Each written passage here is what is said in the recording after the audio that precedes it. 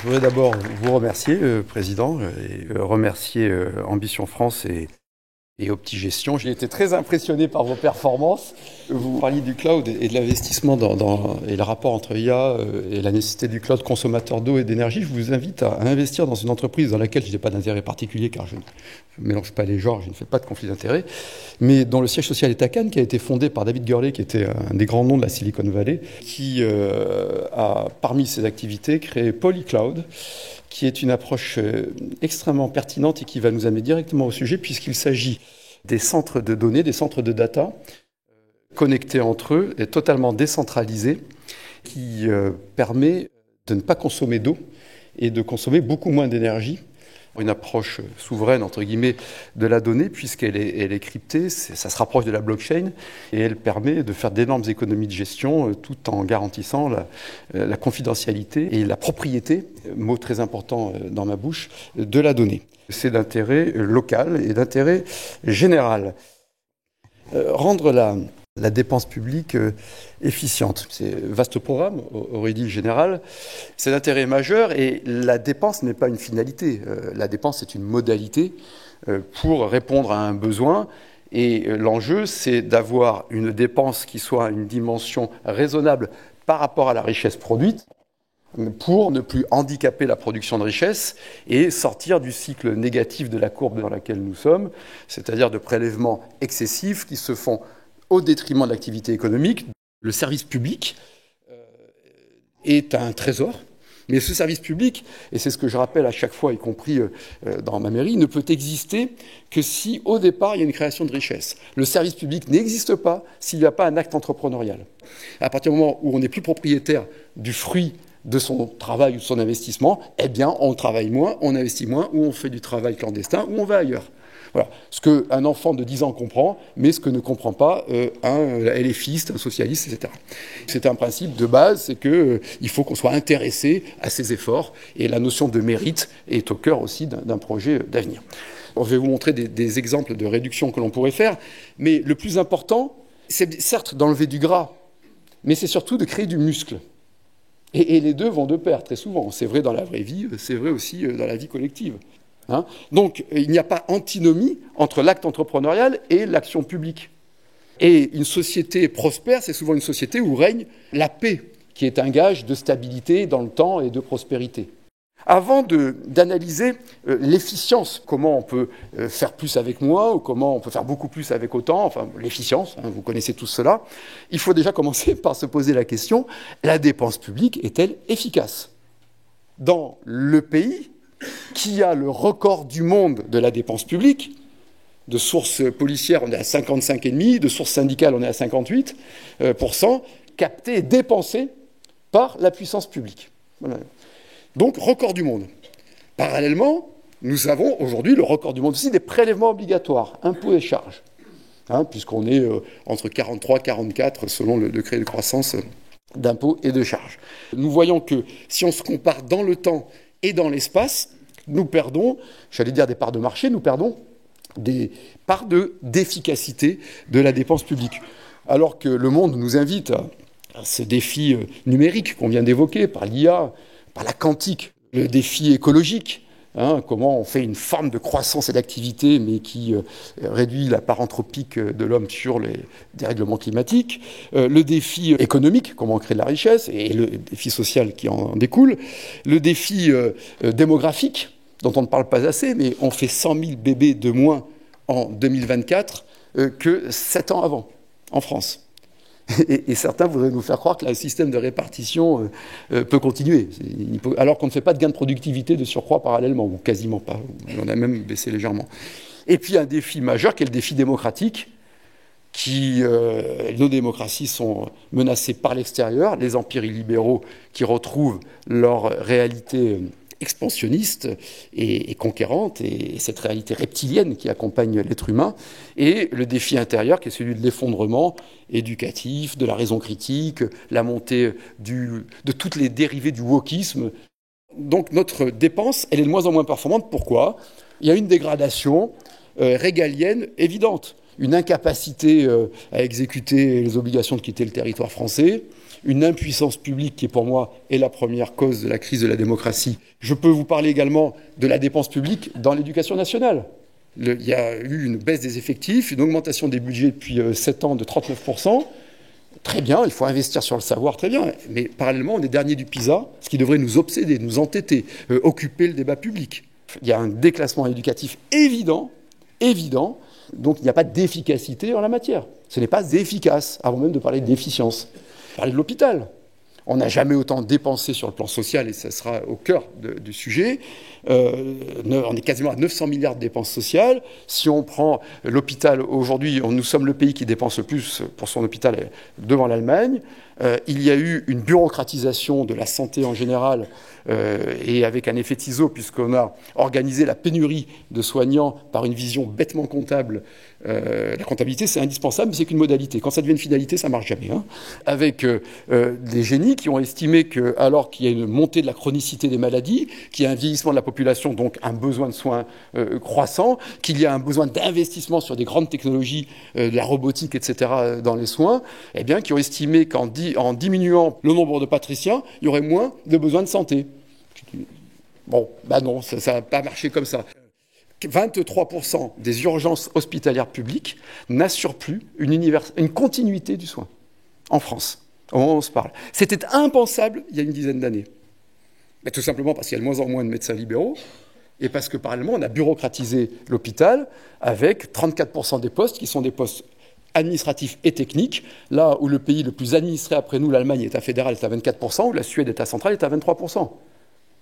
Des déclassements vertigineux qu'on retrouve dans le nombre de brevets, qu'on retrouve dans beaucoup de domaines. Une fiscalité qui ne baisse pas, au contraire, des déficits qui augmentent et une dette qui cumule les déficits et qui augmente avec une dette, au moment où on se parle, qui est de 3 300 milliards, donc de 113% de la richesse produite.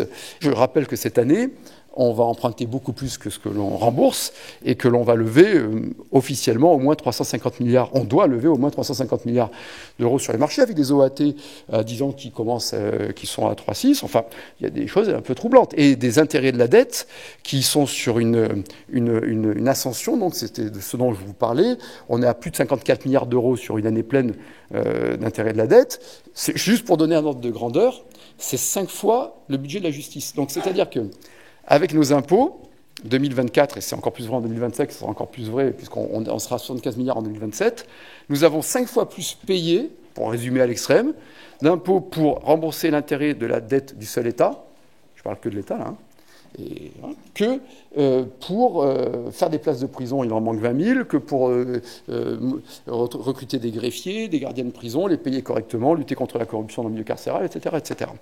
Donc la dépense publique a perdu considérablement en efficacité et l'excès de dépenses publiques a fait perdre en efficacité. Parce que trop de dépenses publiques tue le service public, de même que trop d'impôts tue l'impôt. Pour une raison toute simple, c'est qu'à partir d'un certain seuil de dépenses publiques, on crée une bureaucratie qui entrave l'action publique. Et que cette bureaucratie crée de la dépense publique, et c'est une spirale infernale. Donc ce n'est pas une vue de l'esprit, ce n'est pas un propos de comptoir, c'est une réalité que j'affronte tous les jours, y compris dans une mairie, et face à laquelle il n'y a pas de fatalité. Juste pour redonner là aussi quelques éléments, depuis 2017, on a augmenté la dette de plus de 1 000 milliards, vous le savez. À la fin du quinquennat, on sera à 1 500 milliards d'augmentation de la dette. Et sur 2 quinquennats, c'est quand même pas mal. Et le PIB a augmenté d'un peu plus de la moitié. C'est-à-dire que quand on a ajouté 2 euros de dette publique sur notre charge et celle de nos enfants et petits-enfants, il n'y a eu qu'un peu plus d'1 euro de création de richesse. Donc ça, c'est le signe d'un effondrement. C'est pour ça que le pourcentage par rapport au PIB augmente. C'est mécanique. Je rappelle aussi que tous les pays ont affronté le Covid, les conséquences de la guerre en Ukraine, tous les pays, que chez nous, entre 2019 et 2024, la dette publique a augmenté de 13,8, on va arrondir, à 14 points de PIB, que la moyenne européenne, Grèce, Portugal, Allemagne, Pays-Bas, Italie, etc., c'est 4. 10 points, c'est 300 milliards. Il faut se poser 3 questions. Est-ce qu'il faut faire cette dépense ? Voilà. Est-ce que cet événement, il faut le financer? Est-ce que cette politique sociale, est-ce que cette aide, est-ce que ce truc, il faut le financer? Donc la première question qu'on doit se poser quand on gère l'argent des contribuables, c'est est-ce que c'est du ressort de l'action publique? C'est le plus difficile. Parce que c'est très compliqué de revenir sur une habitude.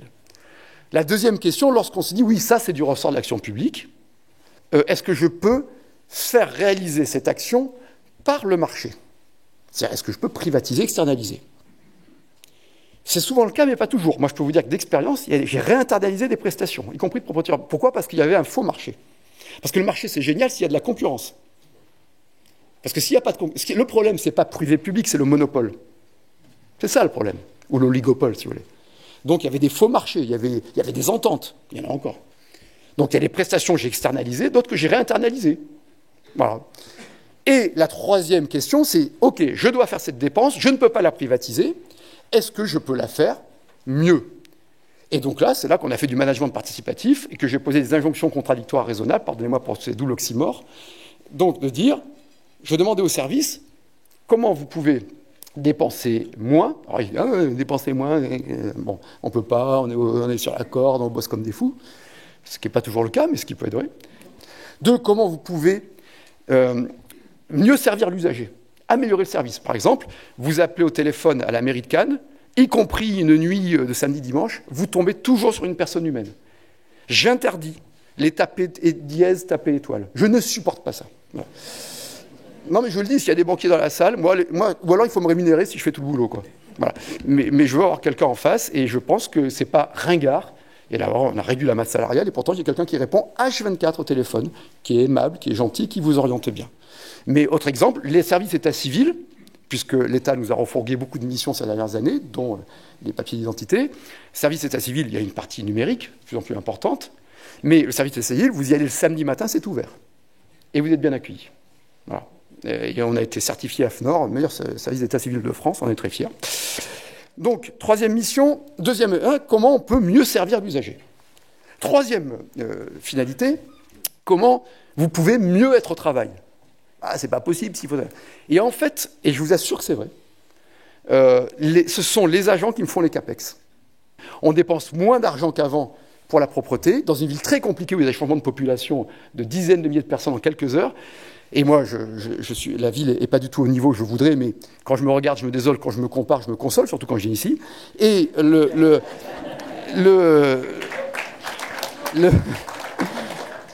Et objectivement, on a gagné considérablement en productivité. Notre capacité d'autofinancement en 10 exercices a été multipliée par 8.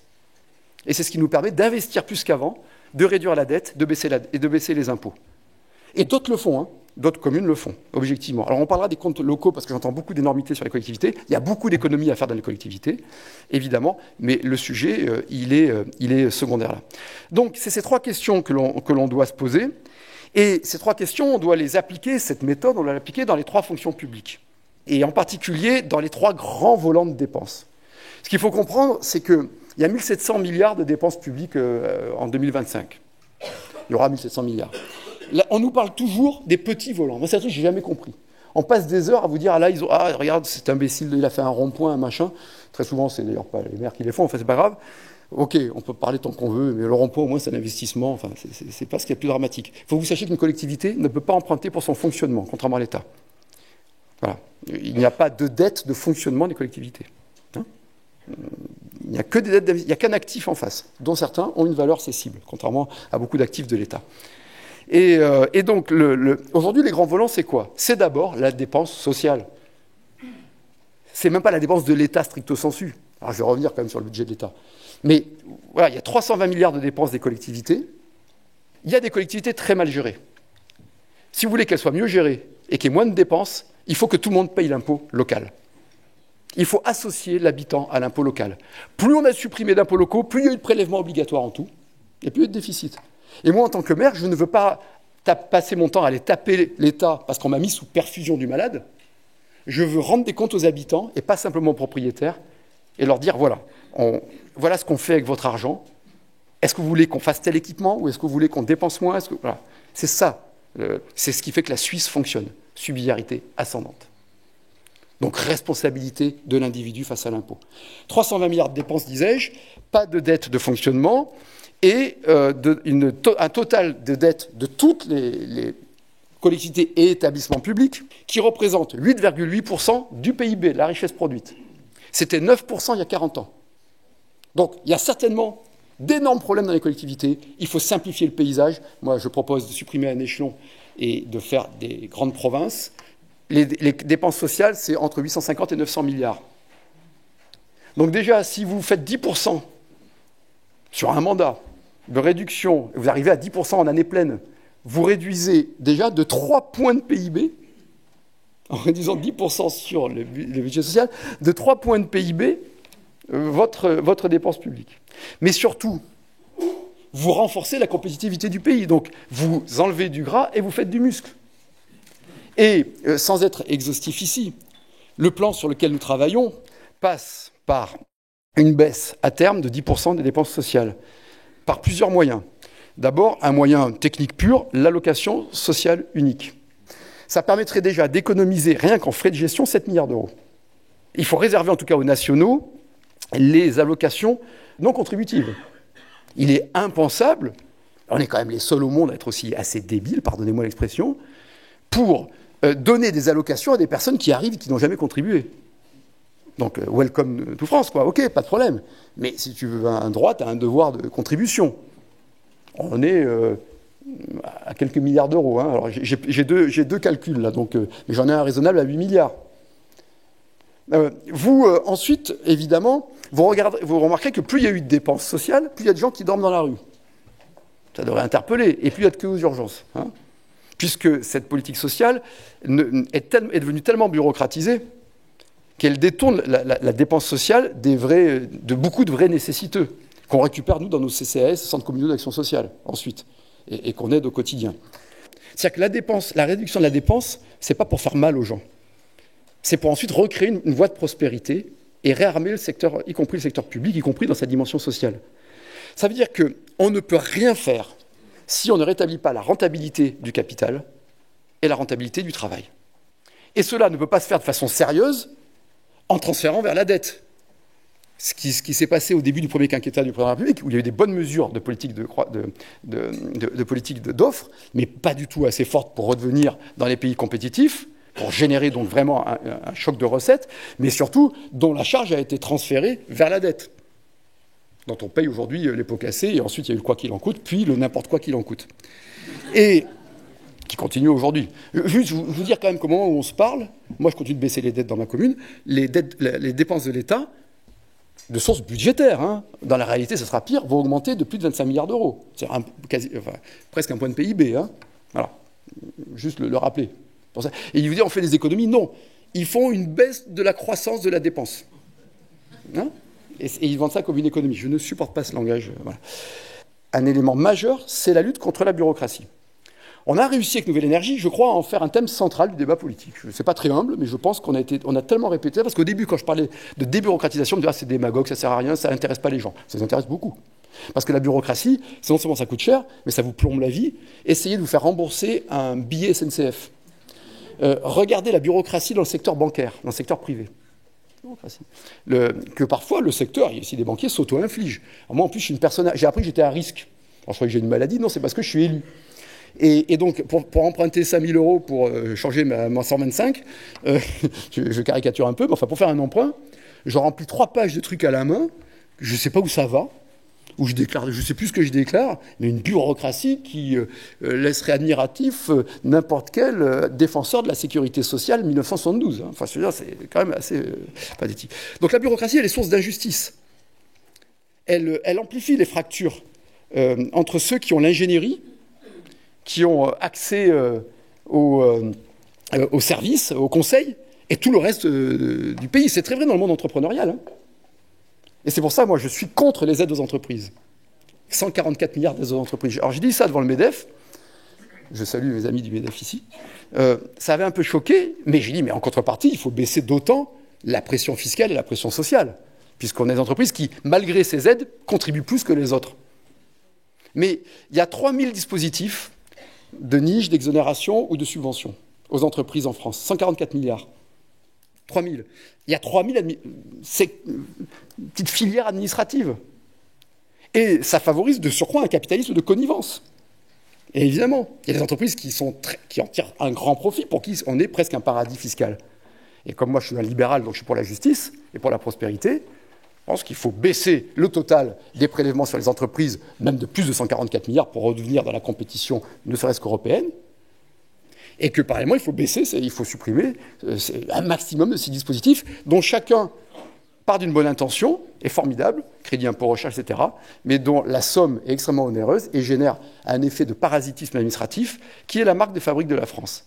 Puisque, dans notre fonction publique, 5 700 000 agents, le record absolu par rapport au nombre d'habitants, 33%, on le disait pour l'hôpital, mais c'est vrai pour tout, sont affectés à des tâches purement administrantes. Il faut du back-office administratif, évidemment. Mais si on était le pays le plus administré du monde, on serait, je parle sous le contrôle d'Yves qui connaît ça parfaitement, à 24-25. Ce différentiel de 8-9 points par rapport à... Vous voyez, ça fait déjà presque 600 000 agents. Donc l'enjeu, c'est de réduire, dès les 4 premières années, de 12% la masse salariale de l'action publique. Et c'est tout à fait raisonnable. Et c'est là la masse d'économie principale. Outre le social, c'est dans le fait d'utiliser les départs à la retraite en intéressant les agents et en faisant du management participatif. Si on arrive aussi à réorganiser l'appareil public par la décentralisation et par une déconcentration des services de l'État intelligente, on va tout de suite réorienter l'action publique. Je vous donne un exemple rapidement. Nous avons actuellement 438 agences de l'État pour 1200 organismes en tout publics. Là-dessus, il ne s'agit pas de tout supprimer, mais cet foisonnement d'établissements qui a émergé depuis une vingtaine d'années rémunère actuellement 480 000 agents de la fonction publique, donc, dont certains sont plutôt jeunes. Donc l'idée, c'est de supprimer un certain nombre de ces établissements. Moi, je commence par la DREAL, Direction régionale de l'environnement, c'est un service d'État. Je continue par la MRAE. Alors, si ça ne vous parle pas, je peux vous en parler longuement. Vous n'imaginez... Non, mais vous verrez que ça aura un double effet positif. Je continue par la DDTM, j'ajoute la RS, et je peux vous faire une liste, non pas à l'après-vert. Ces missions ne servent à rien, hormis à ralentir l'action. Surtout. Et ce n'est pas un propos péremptoire. Ce n'est pas un propos péremptoire. Il n'y a pas de fatalité à cette surcharge publique française, à ces salaires plus bas qu'ailleurs, et à ce délitement des missions. Il y a juste un éclatement de l'action publique. Donc si on veut plus d'infirmiers, d'infirmières, plus de policiers, plus de magistrats, plus d'enseignants, si on veut avoir des classes à 10 élèves, pourquoi pas, pour être performant et pour devenir une superpuissance culturelle et éducative, il faut moins de bureaucrates. Et pour cela, il faut revenir à un ratio plus raisonnable, parce que tous ces organismes créent leur bureaucratie, créent leurs contraintes. Et on est passé à un régime d'autorisation préalable, qui est le principal handicap du pays. C'est-à-dire qu'on est passé d'un système de liberté et de responsabilité à un système d'autorisation préalable. C'est pourquoi je propose aussi de supprimer de la Constitution le principe de précaution, qui fait énormément de tort à la recherche, à l'industrie, etc. Et à ce titre, les préfectures et les sous-préfectures, donc le préfet, qui devrait être le représentant de l'État localement, ont été totalement dépeuplés, n'ont plus de pouvoir. Aucun de ces services ne peut à lui seul vous autoriser votre projet, mais chacun de ces services peut vous planter votre projet. C'est vrai pour une usine, c'est vrai pour une école, c'est vrai pour un entrepôt, c'est vrai pour tout projet que vous pouvez mener, que vous soyez donneur d'ordre public ou privé. Cet effet de parasitage, il est énorme. La préfecture aujourd'hui a moins d'agents, toute la préfectorale, que la seule ville de Paris. Non, alors peut-être qu'il y en a trop à la ville de Paris, mais j'en suis même pas sûr, je ne sais pas, c'est pas pour faire le procès à la ville de Paris, c'est pour vous dire que les préfectures sont vides. Parce que toutes les agents sont partis dans des services éclatés qui ne rendent de compte à personne. Ils sont ni près ni loin, ils sont nulle part. Ce sont le triangle des Bermudes de l'action publique. Non, mais véritablement, il faut le vivre. Il y a eu dans le Figaro Magazine un numéro dont la une était là-dessus. Et ce sont que des micro-exemples. Hier, une journée en mairie à m'exaspérer parce qu'on a un projet de thalassothermie formidable, Moi, je pensais qu'on allait m'acclamer, parce que ça décarbone, vous savez que tout leur jargon, là, insupportable. Donc, on apporte une énergie, on utilise les calories de la mer l'hiver et les frigories de la mer l'été pour alimenter les immeubles de 10 000 personnes, c'est le secteur Croisette en l'occurrence, Palace, etc., pas les festivals. Ça permet d'avoir un coût dans la durée énergétique plus faible que le prix du marché qu'on estime et très décarboné. Il n'y a pas un euro du contribuable. Moi, j'ai lancé un appel à manifestation d'intérêt. On travaille en concession. C'est magnifique. Ça nous permet d'avoir une taille critique pour avoir des candidats crédibles. Et il y a une entreprise qui a été retenue. On va le faire, etc. Sauf qu'au moment de signer le permis, donc tout le monde me dit que c'est formidable, bravo, etc. Véridique. Donc je dis alors, il arrive ce permis pour faire un truc enterré de surcroît. C'est-à-dire que c'est pas la pyramide du Louvre. Tu vois, il n'y a pas Bon, c'est un truc sous terre. Bon.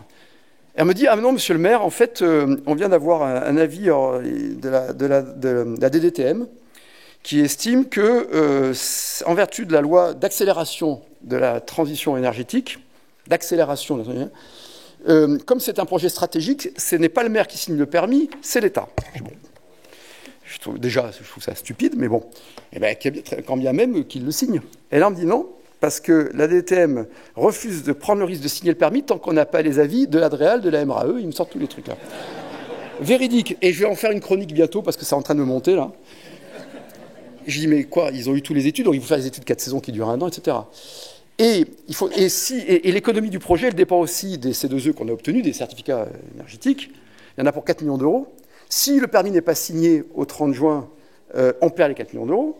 Je perds la rentabilité de l'économie. Je me suis engagé contractuellement avec un fournisseur, avec des copropriétés qui me font confiance et qui ont joué le jeu, uniquement pour de la bêtise administrative de technocrates qui n'ont aucun sens de l'argent, aucun sens de l'euro. Et ni du temps, ni des échéances. 90% des autorisations préalables qu'on nous demande ne servent à rien. Que si le droit était mieux fait, si on revenait aux principes généraux du droit, c'est-à-dire des règles claires, des normes, il faut de la norme, mais des normes qui ne soient pas contradictoires et excessives, et qu'on engage notre responsabilité administrative, politique, civile et pénale, et qu'on soit contrôlé a posteriori, on n'aurait pas besoin d'avoir des autorisations préalables. C'est pareil pour la réutilisation des eaux usées traitées. On a inventé cette technologie pour lutter contre le stress hydrique. On est les premiers en Europe à avoir inventé cette technologie. On est les derniers en Europe à l'utiliser. On a 0,7% de réutilisation des eaux usées. L'Italie est à 20%, le Maghreb à 24%, Israël à 90%. Tout simplement parce que nous, il faut 4 décrets. Et là, on m'a dit, on a simplifié, il faut les arrêter. Oh, formidable. Et qui vous dit, ce que je dis est rigoureusement vrai, Monsieur le Président. Donc, réutilisation des eaux usées traitées, de qualité potable en réalité, mais plutôt que de la balancer dans la mer, c'est fait pour irriguer le golfe, les espaces verts municipaux, nettoyer les bennes à poubelles et nettoyer les rues. 14 ans de procédure pour obtenir ça, avec des normes qui sont les mêmes partout, et il y a 1200 critères sanitaires qui doivent être respectés. C'est pas très compliqué, on fait de la membrane d'ultrafiltration et de l'ultraviolet, voilà. Et là-dessus, j'ai réussi, donc on était les premiers d'Europe les premiers de France, on était les premiers d'Europe à lancer le projet, on était les derniers d'Europe et les premiers de France à obtenir l'autorisation. Et là-dessus, véridique, je publie tout ça, je parle aussi de l'exemple du skatepark, on vous donne une autorisation pour prendre l'eau entre 5h et 7h du matin. Je ne peux pas la prendre de 4h à 5h, ou de 8h à 1h, ou de 10h. Je ne sais pas pourquoi. Je ne sais pas pourquoi, mais on ne vous dit jamais pourquoi. Mais certains ici le savent dans la salle, que ce que je dis est rigoureusement vrai. Ils vous disent, oui, mais on ne veut pas déréglementer parce qu'on veut protéger les Français. Ça, c'est toujours le truc qu'on vous sort. Vous ne pouvez débureaucratiser que si vous déréglementez. Il faut un mouvement de déréglementation en France. Et revenir sur une production du droit qui soit un droit lisible, visible, juste. Le Code du travail, 4000 pages, 3800 pages dans sa version Dalloz. En Suisse, c'est moins de 100 pages. Et je vous assure qu'en Suisse, les travailleurs ont l'air très protégés. Ah, mais enfin, moi, voilà. Alors, je ne dis pas qu'on peut faire comme la Suisse, mais pourquoi pas après tout, mais peut-être comme l'Allemagne. Le Code de l'environnement, qui faisait 100 000 mots en 2012, en 2022, avant les décrets d'application de la loi à fragmentation bureaucratique, qui est la loi climat et résilience, avec ses ZFE, ses DPE et son zéro artificialisation nette, le Code de l'environnement fait plus d'1 million de mots. En 10 ans, multiplié par 10. Donc, on ne pourra pas réduire la dépense publique si on ne réorganise pas les services déconcentrés de l'État avec un seul interlocuteur qui a la signature de l'État sur tous les documents de l'État, qui est le préfet ou le sous-préfet, et si on ne transfère pas un pouvoir réglementaire aux collectivités, non pas un pouvoir de différenciation, mais un pouvoir réglementaire pour appliquer les lois, et si on ne met pas en compétition les collectivités, et qu'on compare le degré de performance des collectivités. Puis enfin, je parcours vraiment le pays. J'étais dans les Pyrénées-Orientales il y a quelques jours, je vais dans les départements, à chaque fois je vais voir tous les maires et les élus locaux du coin, donc ça fait beaucoup, qui sont souvent des gens qui bossent, hein. Il y a 500 000 élus locaux dont l'essentiel sont des bénévoles, et je vais voir une ou deux entreprises ou exploitations agricoles, etc. Et ce que je vois, c'est un énorme décalage entre le pays réel et le spectacle politico-médiatique, etc. Donc je vois une grande maturité. Hein. Moi, je vois des jeunes qui veulent bosser, quand on n'aime pas de me dire que les jeunes ne veulent pas bosser, mais je vois des retraités qui ont envie de transmettre quelque chose. Et quand je vois les politiques, notamment à droite, qui pensent que la seule façon de parler aux retraités, parce qu'ils votent, c'est de leur dire « on vous garantit l'indexation de la retraite », ça me rend dingue. Voilà. Quel mépris des retraités. Le retraité, il est prêt à faire un sacrifice si ça va vraiment servir au pays et à ses petits-enfants. Ce qu'il ne veut pas, c'est alimenter un puissant fond d'un État dans la gabegie, dans le laxisme, etc. Je vois des chefs d'entreprise qui sont les meilleurs du monde. Moi, j'hésite pas à le dire. D'ailleurs, ils le prouvent dès qu'ils vont à l'étranger. Je vois des salariés qui ont le sens de leur boîte. On arrive à parler, quoi. Et j'arrive à leur faire comprendre qu'il faut faire des économies. Et je discute souvent avec des chefs d'entreprise. On y arrive. Alors qu'au plan national, c'est le 19e siècle, c'est Zola, enfin c'est n'importe quoi. Donc, je crois encore à la phase démocratique. Je pense qu'il faut qu'elle arrive très vite. Et je crois que si on n'arrive pas à prendre le pouvoir et à installer une radicalité d'action très vite, là, il y aura la phase violence. Malheureusement.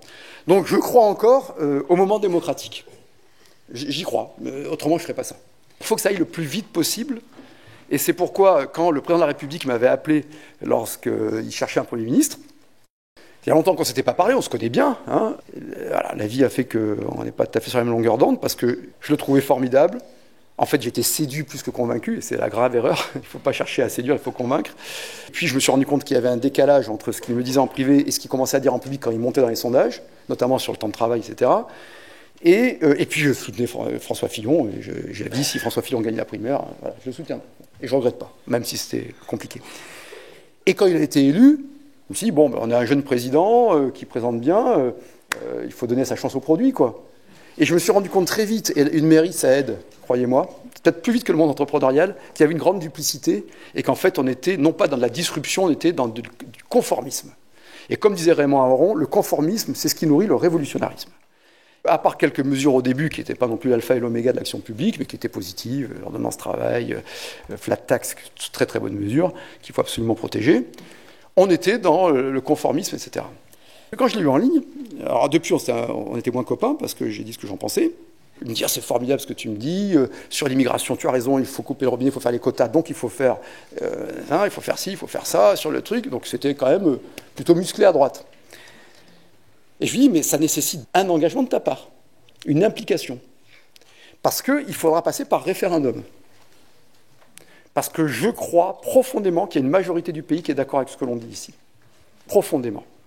Donc, dans les notes que j'ai là, que mon équipe m'a préparées, on m'a montré une méthode douce sur 5 ans. Je pense que la méthode douce, elle ne fonctionnera pas. Elle est très douloureuse. En fait, elle est bien plus douloureuse que la méthode forte. Il ne fallait pas dire aux gens, on fait cette réforme parce qu'on veut aider les personnes en carrière hachée ou en période, etc. Il fallait dire on fait ça parce qu'il faut sauver les comptes publics et que c'est important de sauver les comptes publics parce que vous êtes... voilà, et il ne faut pas mentir aux gens. Dans les 200 milliards aujourd'hui qu'on arrive à sourcer, on pourrait rendre 60% de cette baisse de dépenses en revenus, tout de suite. Cotiser moins pour gagner plus. Hein ? Donc il faut tout de suite qu'il y ait un intérêt sur la feuille de paye pour ceux qui bossent. Tout de suite. Et ça, il faut le faire très vite. C'est pour ça qu'il faut vite baisser la dépense. Sur 100, en mettre 60 en rendu de pouvoir d'achat, c'est-à-dire en baisse de cotisation, qui va en plus augmenter la compétitivité du facteur travail. Et les 40 restants, on en met 20 sur la baisse de la dette tout de suite, et on en met 20 sur la baisse des impôts de production. On peut démontrer rapidement que sur une feuille de paye, il y a quelques centaines d'euros de plus. La retraite par capitalisation. Tout le monde, quand je parlais de ça au début, on me disait « Ah, il ne faut pas parler de ça, même des gens de droite en privé, ah ouais, t'as raison, c'est super et tout, mais il ne faut pas en parler. » Je dis, pourquoi vous me dites que c'est super, pourquoi il ne faut pas en parler? Parce que ça fait libéral. Je dis bon, écoute, Jean Jaurès défendait la retraite par capitalisation, il l'a théorisé, je ne savais pas que Jean Jaurès était une icône du libéralisme, mais bon, ok. C'est comme la retraite par répartition, tout à l'heure un journaliste me dit vous portez atteinte à un des fondamentaux du gaullisme. Je dis non, ça a été inventé par Pétain, quoi. Donc, mais c'est pas pour ça qu'il faut la supprimer non plus. La fête des mères, c'était inventé par Pétain, c'est pas mon problème, quoi. Tu vois, voilà. La répartition, c'était formidable tant qu'on faisait des gosses. C'est assez simple à comprendre. Et qu'on faisait de la productivité. Le problème, c'est l'amorçage de la capitalisation, c'est ça le plus dur. Donc on y travaille. Mais progressivement, ça assainit les comptes publics. Deuxièmement, vous créez une vraie capacité d'investissement. Et aujourd'hui, vous avez du private equity qui ne demande que ça, gérer de la retraite. Et quand on me dit « Ah, vous voulez donner le pays à BlackRock ?» Je dis « Non, je ne veux pas du tout donner le pays à BlackRock. Mais j'aimerais bien que l'État soit géré comme BlackRock. » Et le même rendement, voilà. Parce que ça aussi, ça m'énerve. Voilà. Bon. Et troisièmement, donc ça nous permettrait d'avoir très rapidement 120 milliards de capitalisation supplémentaire, c'est-à-dire d'investissement supplémentaire. Donc de prospérité et de richesse, notamment pour les ETI. Entre les PME et les grands groupes, on manque de capitalisation sur les ETI. On sait que c'est le maillon qu'il faut absolument renforcer. On ne réindustrialisera pas tant qu'on n'aura pas libéré le foncier, simplifié le foncier et baissé le coût du travail. Le reste, c'est que de l'incantation. Les mêmes qui sont contre la capitalisation ont tous une capitalisation. Et ils sont très heureux de l'avoir. Et donc, quand vous expliquez ça, ben vous n'avez pas de révolte, quoi. J'ai pas besoin de faire les camps disciplinaires, on les gardera pour les délinquants. Alors c'est peut-être trop optimiste, c'est peut-être... Mais je suis absolument convaincu qu'il y a encore une chance de radicalité dans l'action publique, non pas d'extrémisme, de radicalité par le soutien populaire. Merci, Président.